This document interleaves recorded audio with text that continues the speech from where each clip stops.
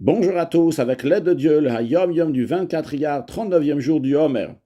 En 5703, l'année que le Hayom Yom a été écrit, le 24 Iyar était un Shabbat.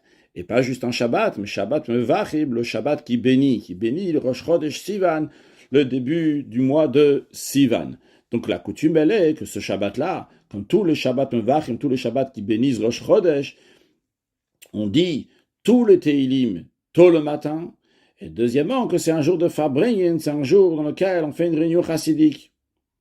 Encore une chose, en 5703, le 24 Iyar, c'était le Shabbat dans lequel on a lu la paracha de Bechukotai. Dans cette paracha, la troisième montée nous dit des bénédictions, mais aussi le contraire des bénédictions. Et la coutume, elle est que pour cette troisième montée, on ne fait pas monter quelqu'un à la Torah, c'est-à-dire on ne va pas appeler telle et telle personne, viens, monte à la Torah, mais c'est le lecteur qui monte à la Torah. Et il monte de lui-même. On l'appelle pas, on ne mentionne pas son nom avant qu'il va monter à la Torah. Encore un point. Chaque Shabbat Mevachim, on ne dit pas la prière de Avarachamim, une prière qui est liée aux croisades qui ont lieu en Europe, qu'on fait chaque Shabbat avant la prière de Moussaf, mais lorsque c'est Shabbat Mevachim, le Shabbat qui bénit le mois, on ne dit pas Avarachamim.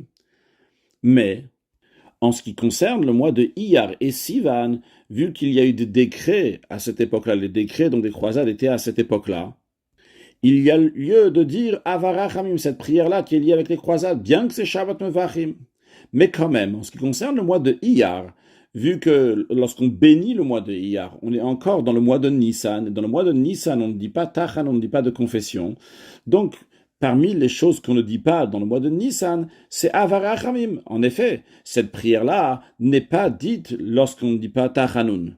C'est-à-dire que chaque fois que c'est un Shabbat, dans lequel, si ça serait un jour de semaine, on n'aurait pas dit Tachanun les confessions, on ne dit pas Avarachamim. Donc, vu que le mois de Nissan, on ne fait pas les confessions, donc le Shabbat qui bénit le mois de Iyar, qui est encore dans le mois de Nissan, ce Shabbat, on ne dit pas Avarachamim. Par contre, le Rabbi nous dit dans le Hayom Yom que le Shabbat qui bénit le mois de Sivan, c'est un Shabbat qui est exceptionnel par rapport à tous les autres Shabbats Mevachim de l'année, que tous les autres Shabbats Mevachim de l'année, on ne dit pas Avarachamim. Mais ce Shabbat-là qui bénit le mois de Sivan, on va oui dire Avarachamim. Après, le Rabbi nous dit qu'il faut étudier le Chumash du jour, le Teilim du jour, le Tanya du jour. Puis, le Rabbi nous ramène deux extraits d'un Mahamar, de Mamarim, des discours chassidiques du Rabbi précédent. Le premier qui est lié avec la paracha de la semaine, dans laquelle il est dit « Im bechukotai telechu » si vous marchez dans mes lois. Cette expression de « Im bechukotai telechu » si vous marchez dans les lois, nos sages nous disent qu'en vérité, Dieu n'est pas en train de dire « si vous allez marcher dans mes lois ». Dieu il dit « si seulement, alvaï, en d'autres mots, je vous en supplie, faites tout ce que vous pouvez pour marcher dans mes lois. » Et le rabbi précédent explique le fait même que Dieu, si on peut s'exprimer d'une telle manière, Dieu supplie le peuple juif de garder la Torah, eh bien ça même, ça donne la force, ça donne de l'aide à l'être humain qui va réussir à faire son bon choix, choisir le bien, choisir le Bechukot ou choisir de marcher dans les lois de Dieu.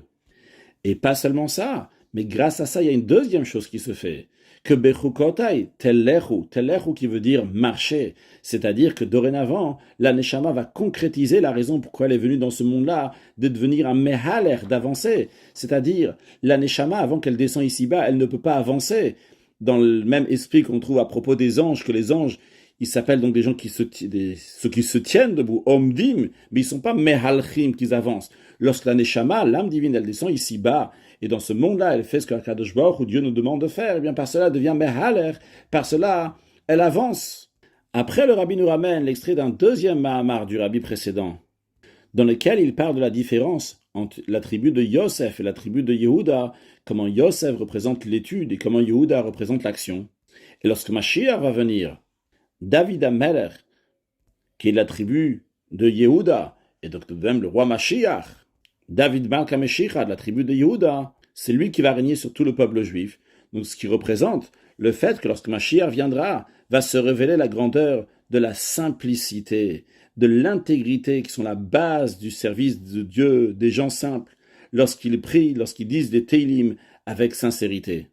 Que Dieu fasse que très prochainement, nous allons avoir David Malka Meshicha, le roi Mashiach, qui va tous nous amener en Eretz Israël très prochainement un excellent Yom.